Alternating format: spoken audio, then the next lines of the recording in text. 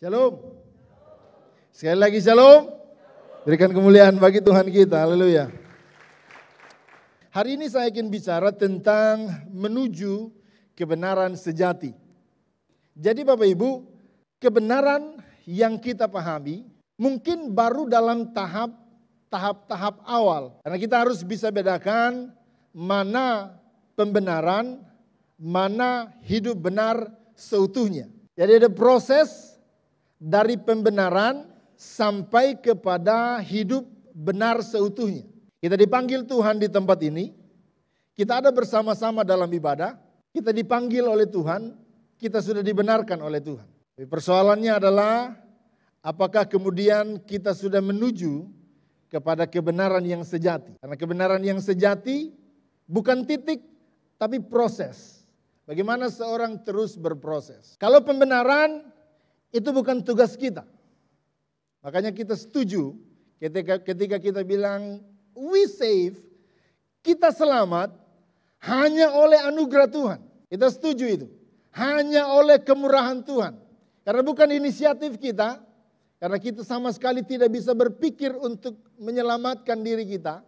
Bukan berbuat. Berpikir dan berinisiatif untuk menyelamatkan kita tidak bisa. Nah, itu semua hanya karena kemurahan Tuhan. Kita dibenarkan hanya karena kemurahan Tuhan. Manusia yang berdosa, manusia yang tidak bisa angkat dirinya sendiri, manusia yang tidak bisa membenarkan dirinya sendiri, hari itu dibenarkan oleh Tuhan. Manusia yang berdosa dengan kelakuannya dinyatakan benar oleh Tuhan. Nah, itu terjadi dari pihak Tuhan. Tidak terjadi dari pihak kita. Alkitab berkata, kita masih dalam dosa, Tuhan turun dan benarkan kita. Kita punya hutang yang tidak terbayar, tapi Tuhan turun dan putihkan semua. Itu dibenarkan. Berbeda dengan dibenarkan, ada yang namanya kebenaran sejati, hidup benar seutuhnya. Berbeda dengan pembenaran, ini adalah proses yang terjadi sebagai bagian dari tanggung jawab kita sebagai orang yang dibenarkan oleh Tuhan. Ada tanggung jawab orang yang dibenarkan oleh Tuhan untuk mengarahkan hidupnya menuju kepada kebenaran. Jadi jangan cukup hanya sampai dibenarkan oleh Tuhan. Jangan kemudian kita sesumbar dan berkata, saya selamat oleh anugerah Tuhan. Ada tanggung jawab yang harus kita kerjakan. Ada tanggung jawab yang harus kita pikul sebagai anak-anak Tuhan. Ada tanggung jawab yang diberikan oleh Tuhan kepada kita. Untuk apa? Untuk menggapai hidup benar seutuhnya. Next. Harus kita bisa bedakan. Gereja identik dengan kebenaran, bukan kebetulan ya. Hati-hati ini. Karena kebetulan itu sering terjadi. Pas saya mau marah, pas Pak Gembala lewat, tidak jadi marah. Itu kebetulan ya. Itu bukan kebenaran. Itu kebetulan. Pas saya mau maki-maki orang, pas Ibu Rita telepon, nggak jadi maki-maki. Hati-hati, itu kebetulan, itu bukan kebenaran. Itu kebetulan. Kita bersaksi, aduh puji Tuhan, saya pas mau marah, pas Ibu Rita telepon saya. Hati-hati, itu kebetulan. Gereja tidak identik dengan kebetulan. Gereja identik dengan kebenaran. Pas mau naik darah, pas ingat besok hari Minggu. Bertobat. Ini hari Sabtu nih, besok hari Minggu. Kalau naik darah, jadi marah, besok Tuhan marah, habis. Itu kebetulan. Kita tidak identik dengan kebetulan. Kebenaran dan kebetulan dengan benar dan betul memang bedanya sedikit ya. Tapi kebenaran dan kebetulan itu bedanya jauh. Kita bukan Kristen kebetulan, kita kebenaran. Yesus berkata begini, kalau hidup keagamaanmu, perhatikan, kalau hidup keagamaanmu tidak lebih benar dari orang-orang Farisi dan ahli Taurat, engkau tidak layak masuk dalam kerajaan Allah. Yesus tidak sedang bicara salib ini. Yesus tidak sedang bicara karya salib yang dia kerjakan. Karya salib yang dia kerjakan tuntas di kayu salib. Selesai kita dibenarkan. Tapi ini tidak selesai. Ini tidak selesai karena Yesus bilang begini, kalau hidup keagamaanmu tidak lebih baik dari orang Farisi dan ahli Taurat, kamu tidak layak masuk surga. Kenapa kita dibandingkan dengan orang Farisi dan ahli Taurat yang tanda petik? Kalau dalam pikiran Yesus itu munafik. Dalam pikiran Yesus sepanjang kita melihat Injil itu munafik. Tapi kita disepadankan dengan itu. Kalau yang model begitu saja kita tidak bisa kejar, kita tidak layak masuk surga. Artinya apa? Kita tidak cocok dengan kehidupan di surga sana. Gaya hidup kita tidak cocok. Sekali lagi bukan persyaratan keselamatan. Apa yang kita buat tidak mampu bayar dosa kita. Tapi tanggung jawab kita untuk menyelaraskan hidup kita dengan gaya hidup surgawi. Supaya cocok kita hidup di sana. Jangan mimpi-mimpi surga. Kalau tidak mulai arahkan hidup kita cocok dengan gaya hidup surgawi. Kebenaran adalah irama kehidupan surgawi. Kalau sebelum kenal Yesus, orang salah jalan, wajar. Biasa. Tapi kalau kenal Yesus, masih salah jalan, perlu dipertanyakan pengenalannya. Perlu kita pertanyakan pengenalannya. Harus ada beda kenal Yesus dan belum kenal Yesus. Kalau kenal Yesus, sekali lagi saya ulang, kalau belum kenal Yesus, salah jalan, itu wajar. Namanya masih dalam dosa. Kenal Yesus, tetap salah jalan, perhatikan, harus diteliti pengenalannya. Harus dicek kembali pengenalannya. Apalagi kita sesumbar bilang kita Kristen. Saya Kristen. Apa Kristen? Kristen bukan agama. Kristen adalah pengikut Kristus. Pengikut Kristus itu berarti orang yang fanatik. Membentuk dirinya sesuai dengan orang yang dia ikuti. Itu prinsip Kristen yang sesungguhnya. Kalau bicara soal arti, kadang-kadang juga saya agak geli menyebut kita Kristen. Menyebut Kristen bukan sekedar gampang. Bukan sekedar agama di KTP kita. Tapi menyebut Kristen berarti sudah siap ikut Yesus. Menyebut Kristen sudah siap dibentuk untuk hidup seperti Yesus hidup. Ingat, kita diberi anugerah bukan hanya karya salib. Kita diberi anugerah sepanjang hidup Yesus memberi teladan bagi kita. Ini irama yang harus kita ikuti. Ini jalan yang harus kita ikuti. Maka gereja bukan kebetulan, tapi gereja identik dengan kebenaran. Next, kita baca sama-sama. Kolose pasal yang ketiga ayat yang ke-10. Dan telah mengenakan manusia baru yang terus-menerus diperbaharui untuk memperoleh pengetahuan yang benar menurut gambar kaliknya. Kolose memang bukan jemaat yang dibentuk oleh Paulus. Kolose sudah ada sebelum Rasul Paulus menulis surat. Rasul Paulus tergerak hatinya. Rasul Paulus kemudian terpanggil untuk menulis sesuatu untuk jemaat di Kolose. Karena dia dengar, karena kabar yang dia dengar bahwa jemaat di Kolose mulai diarahkan kepada Taurat menjadi sumber keselamatan. Jadi bukan Yesus lagi, tapi melakukan Taurat mereka selamat. Nah ini yang coba dikembalikan oleh Paulus. Dia terpanggil untuk menulis ini. Dan satu bagian yang sangat menarik dalam Kolose. Satu bagian yang betul-betul inti dari panggilan jemaat, dari panggilan gereja. Dan telah mengenakan manusia baru yang terus-menerus diperbarui untuk memperoleh pengetahuan sesuai dengan gambar kaliknya.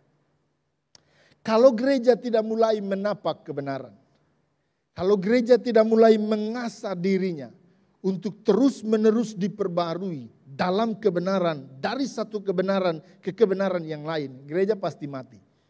Karena itu bukan sifat gereja yang sesungguhnya. Nah, bagaimana orang bisa menapak kebenaran? Kita bahas beberapa hal next. Bagaimana orang bisa menapak kebenaran? Yang pertama saya beri judul, baru seutuhnya. Dan telah mengenakan manusia baru. Bapak Ibu pergi ke showroom mobil. Terus kemudian ada tulisan di situ mobil baru. Tulis besar-besar di mobil situ baru. Tapi begitu Bapak Ibu masuk ke dalam, terus kemudian duduk di dalam, lihat di speedometernya 2000. Bapak Ibu percaya itu mobil baru? Tidak percaya. Mungkin sudah jalan jauh kemana-mana. Apa yang mau kita pelajari dari baru ini? Baru berbicara tentang awal, baru berbicara tentang sistem, baru berbicara tentang permulaan. Ini yang harus ada dalam prinsip kehidupan orang percaya. Kita bukan produk tambal sulam. Kita juga bukan produk reparasi. Ini patah, perbaiki. Ini aus, ganti. Kita bukan produk tambal sulam. Hari ini kita kalah di sini, besok kita menang, besok kalah lagi di sana, menang lagi, kalah lagi di sini. Kita bukan produk reparasi. Kita produk baru. Tidak banyak yang bisa sadar ini. Tidak banyak yang ketika dipulihkan, minta maaf. Ketika kita masih pakai gaya-gaya yang lama. Ketika model hidup kita masih hidup yang lama. Mungkin kita bisa berkata kita lahir baru. Tapi minta maaf, kita belum lahir baru. Kita belum lahir baru. Harus cek, apa yang baru? Kalau hanya kenal Yesus, banyak orang kenal Yesus.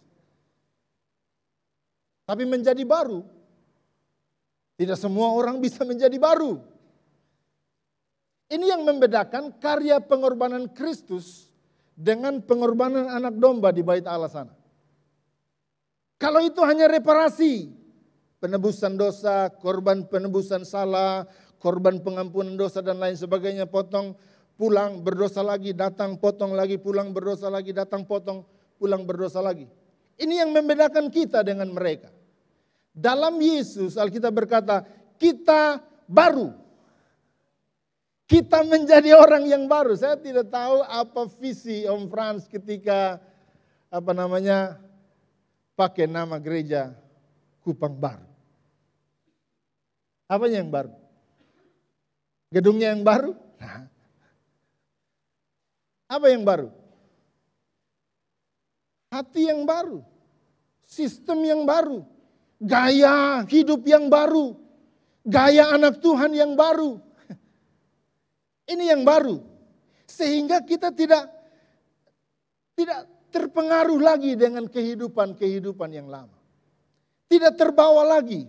Tidak bangkit hidup yang lama.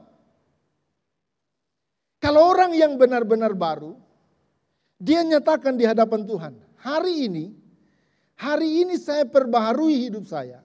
Saya tidak akan kembali kepada hidup yang lama. Saya mau model hidup yang baru. Kalau besok dia bangun, tetap jam 7 pagi, dia belum baru. Meskipun dia sudah komitmen. Tapi besok dia bangun jam 4, dia berlutut di hadapan Tuhan dan berdoa. Lusa dia bangun jam 4, berlutut lagi, berdoa, dia baru. Meskipun dia tidak berkoar-koar, saya baru dalam Tuhan.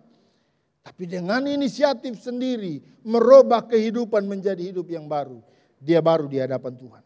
Ini yang membedakan, ada aroma fresh, aroma segar, tidak ada dalam bayang-bayang hidup yang lama. Next. Tidak ada dalam bayang-bayang hidup yang lama.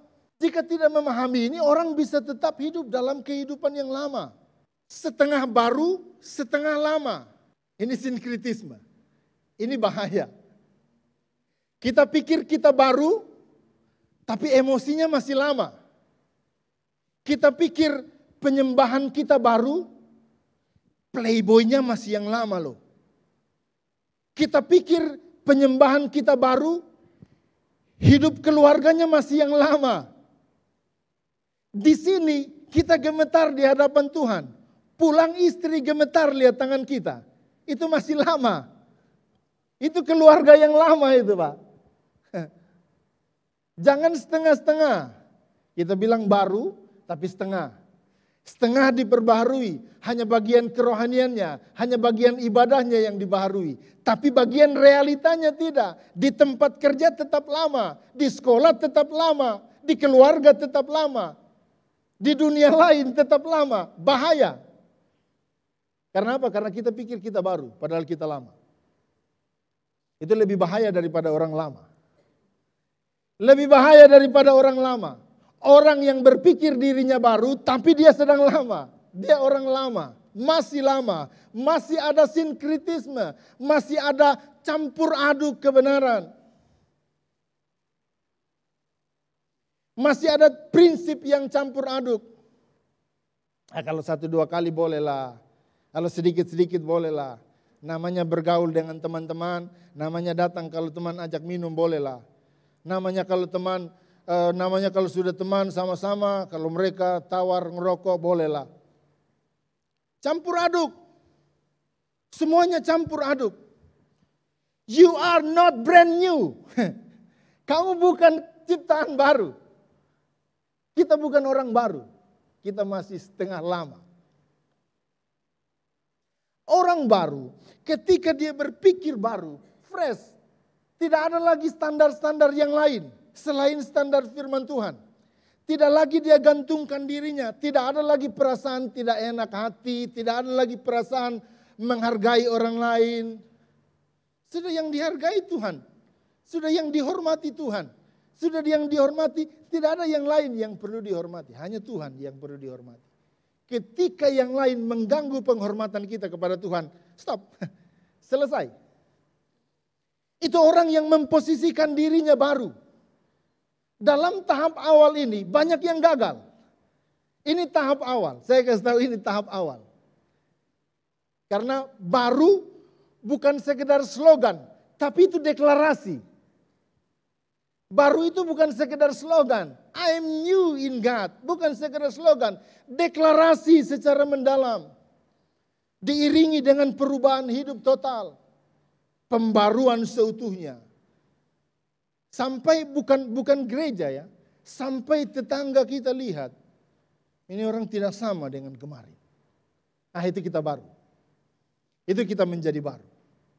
Akhir-akhir ini kok saya lihat dia beda ya. Waktu dulu itu kalau saya dengar di rumah hampir tiap hari selalu berantem mereka keluarga. Tapi akhir-akhir ini saya lihat beda, itu baru. Itu betul-betul baru di dalam Tuhan.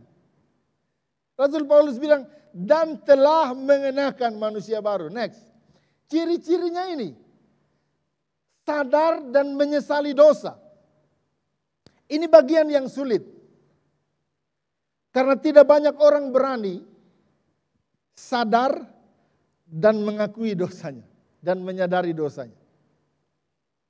Tidak banyak orang yang sadar dan menyesali dosanya. Ada banyak orang yang menganggap I'm fine. Saya tidak ada salah apa-apa.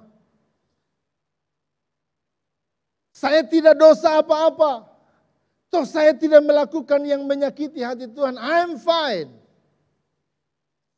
Kalau kita tidak bisa melihat itu, pertanyaannya siapa yang bisa melihat itu?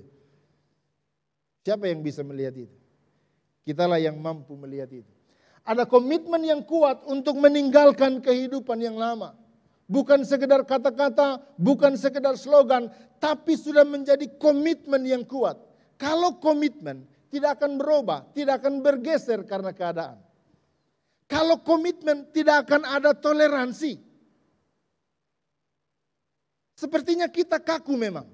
Tapi kalau dalam hal kebenaran, dalam hal baru, memang kita harus kaku. Memang kita harus kaku. Memang kita harus berpegang teguh kepada kebenaran. Jangan membuka celah. Sedikit celah yang kita buka akan menjadi lubang yang besar di kemudian hari. Sedikit celah yang kita longgarkan, ada sinkritisme, ada peluang-peluang untuk dosa-dosa yang kecil. Itu akan menjadi lubang yang besar dan siap menghancurkan kita. Kritis menilai atau mengoreksi diri kita. Selalu kritis. Orang yang diperbaharui selalu kritis menilai dirinya. Tidak kalah dengan dirinya sendiri. Karena terus berperang. Yang lama terus menggoda, iblis terus berusaha. Dan kita harus terus kritis. Ini tidak benar. Ini benar. Ini tidak benar. Kita harus berani mengkritisi diri kita. Kita harus berani mengoreksi diri kita secara tajam. Yang paling tahu dosa kita, kita. Yang paling tahu kesalahan kita, kita. Yang paling berpeluang untuk mengkritisi diri kita, ya kita. Kita paling punya peluang untuk mengkritisi diri kita. Kalau orang lain kritik diri kita anggap dia apa? Kita anggap dia sinis sama kita. Nyinyir, kita anggap dia nyinyir. No. Kita yang kritisi diri kita. Kita yang harus tajam mengoreksi diri kita. Itu karakter orang baru. Itu ciri-ciri orang yang baru. Setelah orang itu diperbaharui, ingat, baru ini berurusan dengan kita dengan hidup yang lama ya. Baru ini berurusan antara Kanaan dengan Mesir ya. Anggaplah baru ini Kanaan, yang lama itu Mesir. Next, kita sampai di yang kedua, berpadan dengan kebenaran. Ini bukan lagi soal Kanaan dengan Mesir. Ini soal Kanaan dan selanjutnya. Sampai di Kanaan Israel sudah mantap? Belum. Proses itu sudah mantap? Belum. Harus dibaharui seutuhnya. Kita sampai pada berpadan dengan kebenaran yang terus menerus diperbaharui. Saya senang sekali dengan kalimat ini. Tidak cukup sampai di baru, tapi terus menerus diperbaharui. Ini tanggung jawab kita. Ini sudah masuk dalam tanggung jawab kita. Ada tanggung jawab, ada panggilan untuk terus menerus diperbarui. Rasul Paulus berkata begini, karena aku adalah yang paling hina dari semua rasul, bahkan tidak layak disebut rasul, sebab aku telah menganiaya jemaat Allah. Dia sadar dirinya. Dia sadar modelnya. Bukan hanya statusnya yang dibenarkan, tapi dia sadar ini. Saya paling hina dari antara rasul-rasul. Dia sadar akan kemerosotan moralnya. Dia sadar bahwa dia sudah jauh sekali. Dan kasih karunia yang dianugerahkannya kepadaku tidak sia-sia. Sebaliknya, Bapak baca ini. Sebaliknya aku telah bekerja lebih keras daripada mereka semua. Rasul Paulus tidak stop sampai di gerbang Damsyik.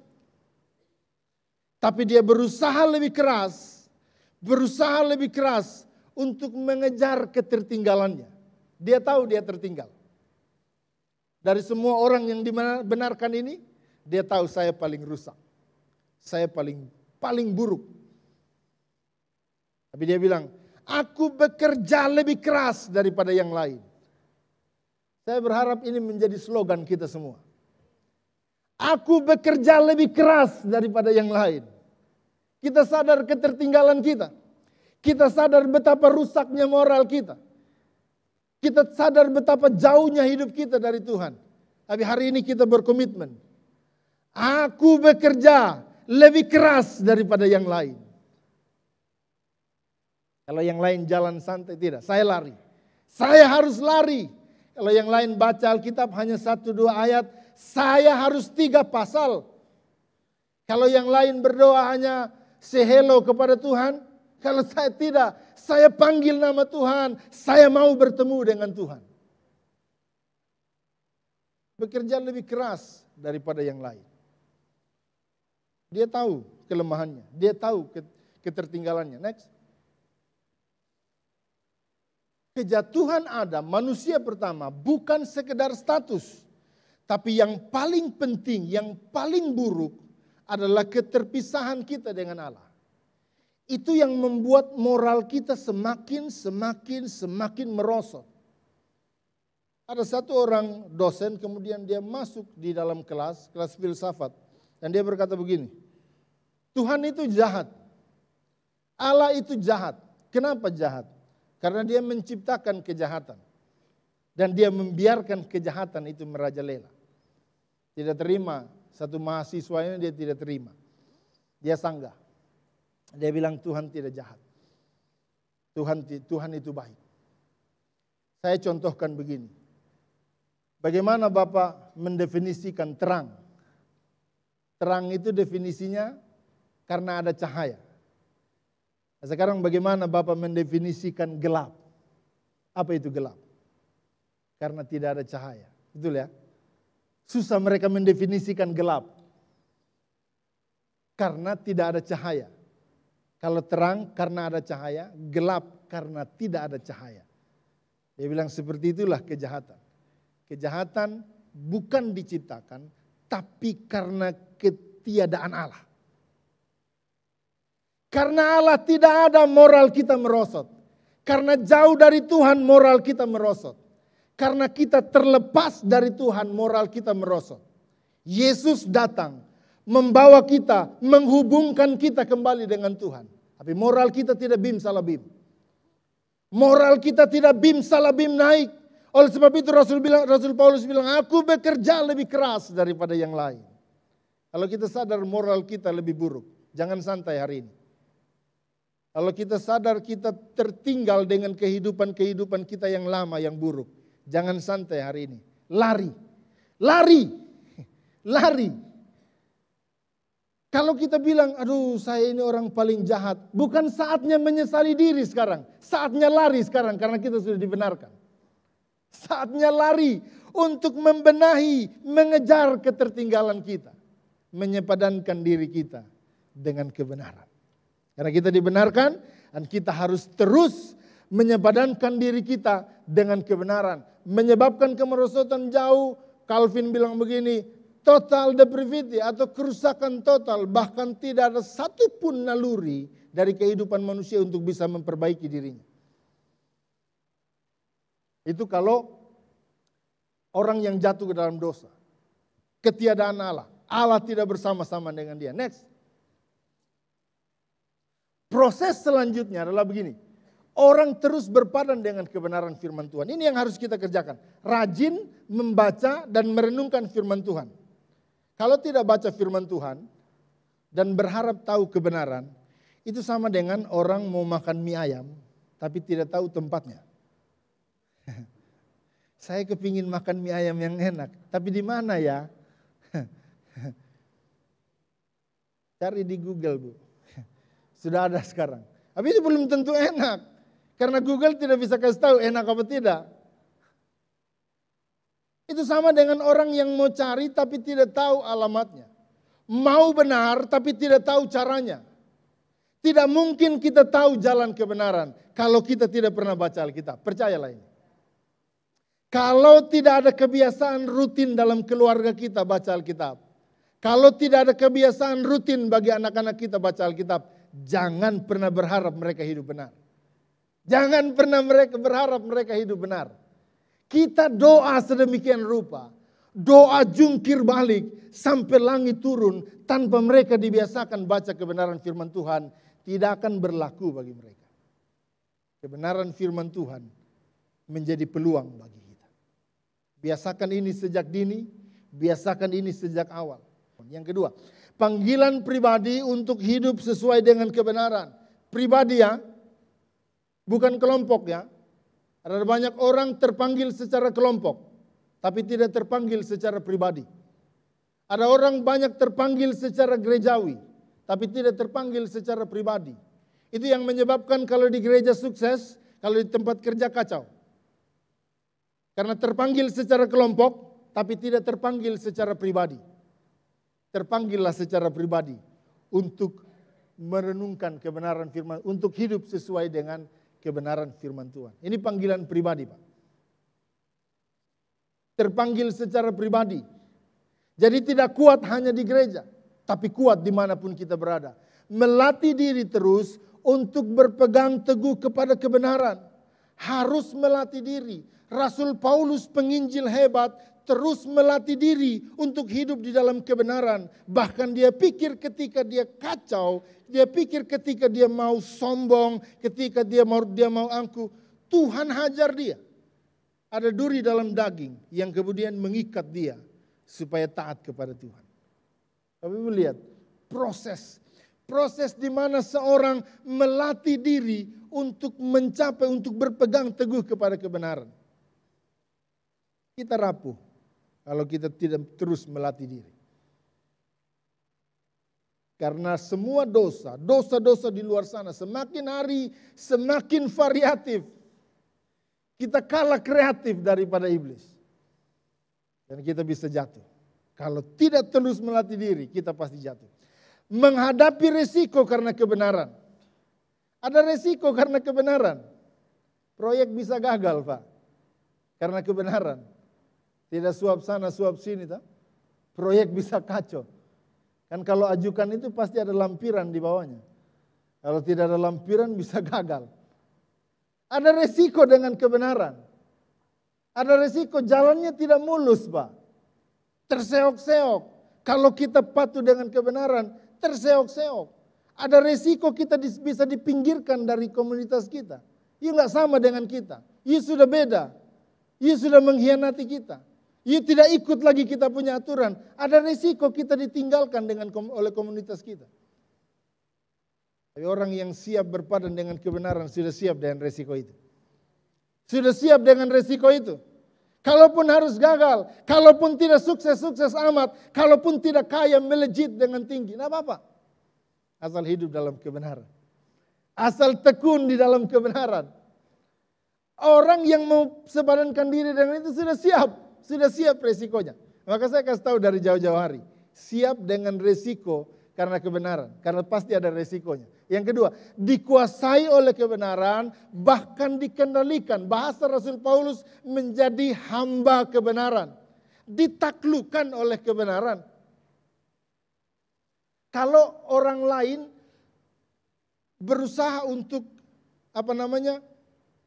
keluar dari kesalahan. Kalau Rasul Paulus sudah ditaklukkan oleh kebenaran, bahkan tidak bisa keluar dari kebenaran. Kita harus sampai pada posisi ini. Ini posisi ketika kita terus-menerus melatih diri, terus-menerus melatih diri sehingga kebenaran sudah menguasai kita.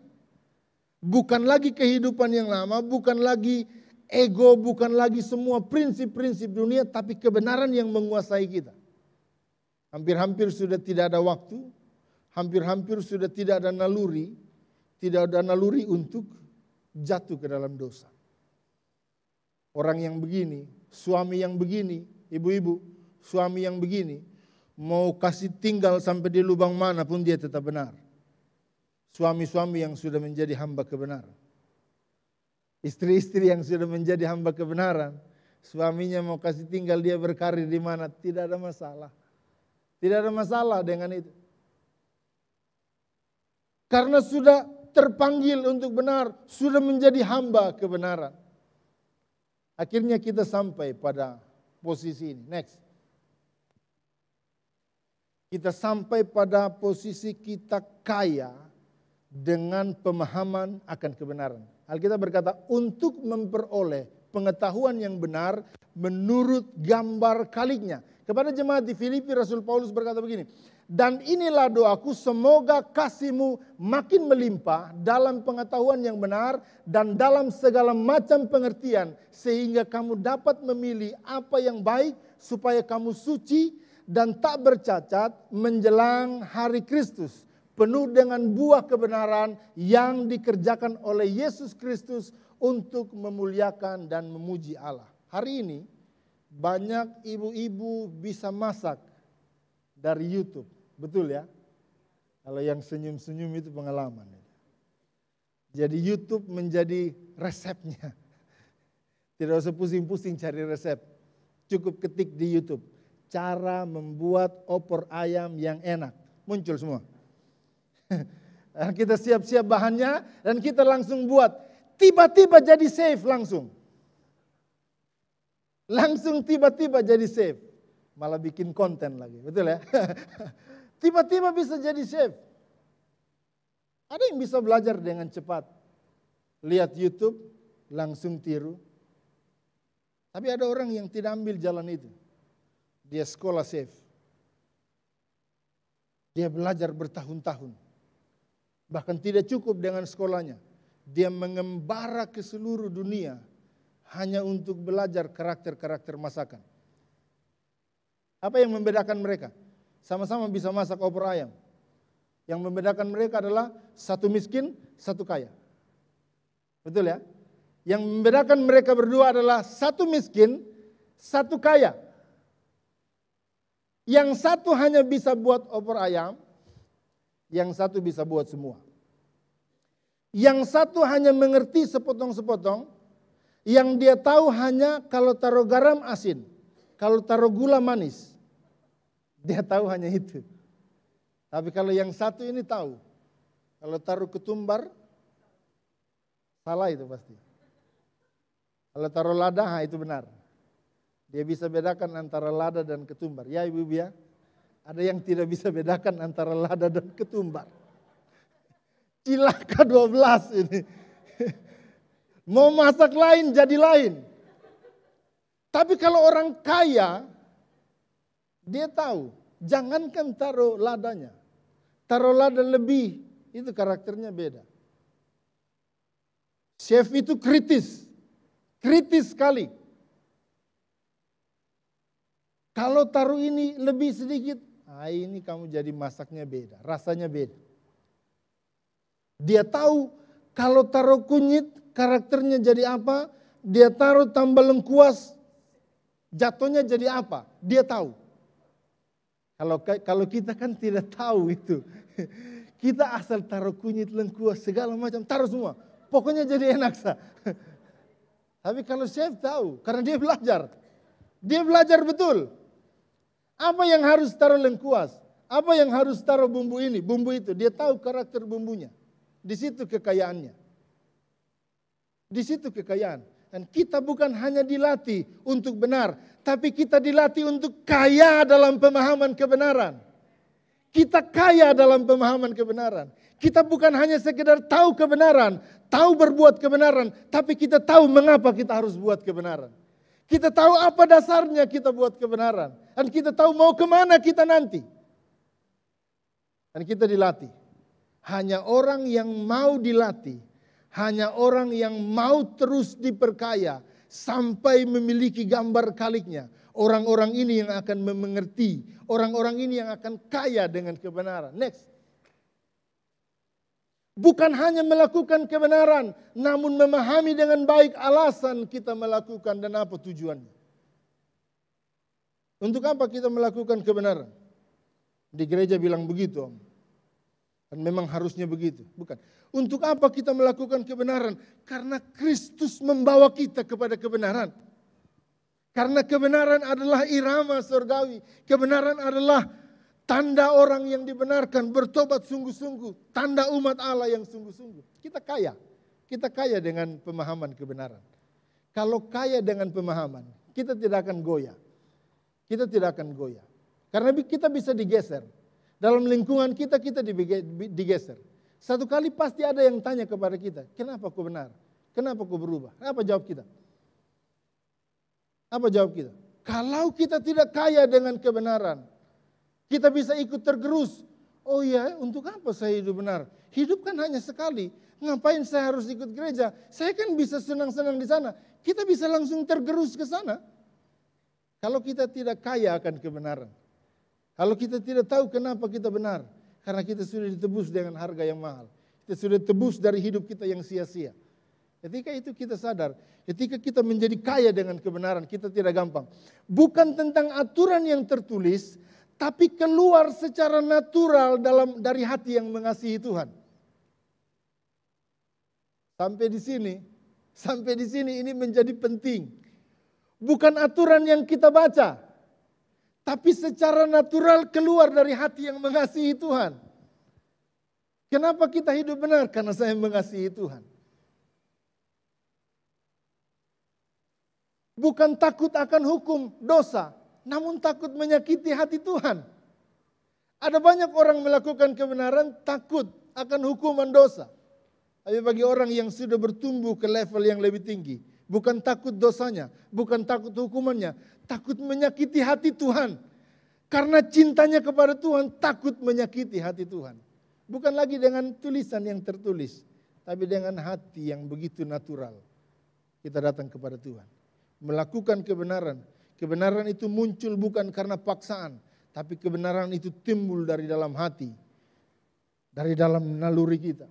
Bukan untuk keselamatan, namun untuk kemuliaan Tuhan. Karena keselamatan sudah dikerjakan oleh Tuhan. Kebenaran yang kita lakukan untuk kemuliaan nama Tuhan. Untuk memuliakan nama Tuhan. Orang lihat kita, orang puji Tuhan. Orang lihat kita, orang datang kepada Tuhan. Orang lihat kita, orang cari Tuhan. Gara-gara kelakuan kita yang benar. Itu kebenaran. Ketika kita kaya dengan kebenaran-kebenaran ini. Ketika kita kaya dengan prinsip-prinsip kebenaran. Bukan hanya membaca dan melakukan. Tapi terus-menerus diperkaya dengan prinsip-prinsip kebenaran. Kita akan kuat di dalam Tuhan. Kita datang kepada Tuhan. Yesus berkata begini. Hendaklah kamu sempurna. Seperti Bapamu sempurna. Sempurna loh. Bukan biasa-biasa loh. Sempurna. Apa Yesus tidak tahu kita tidak bisa? Yesus tidak tahu kalau kita bilang, aduh mana bisa sempurna. Yesus tidak tahu itu. Yesus tahu kita. Tapi dia berkata begitu karena di dalam anugerah ada peluang kita memenangkan diri kita secara total. Ada peluang untuk kita keluar dari dosa secara total. Ada peluang untuk kita memahami kebenaran secara total. Dan kita hidup sungguh-sungguh dalam kebenaran secara total. Yesus tahu ada peluang itu. Tapi banyak kali kita dikaburkan oleh iblis. Sehingga kita hidup bisa setengah benar, setengah jahat. Tapi Yesus tahu itu. Makanya dia berkata, sempurnalah engkau sebab Bapamu sempurna adanya. Mari berlomba menuju kebenaran sejati. Bukan hanya orang yang dibenarkan. Tapi hati yang terus-menerus dibaharui menuju kepada kebenaran yang sesungguhnya. Gereja ini begitu mantap dengan sistem. Ketika hidup kita dibenar, hidup kita arahkan kepada kebenaran yang sejati. Semakin hari kita semakin mantap di dalam Tuhan. Amin untuk kebenaran firman Tuhan. Biar ini menjadi berkat bagi kita semua. Kita tundukkan kepala kita.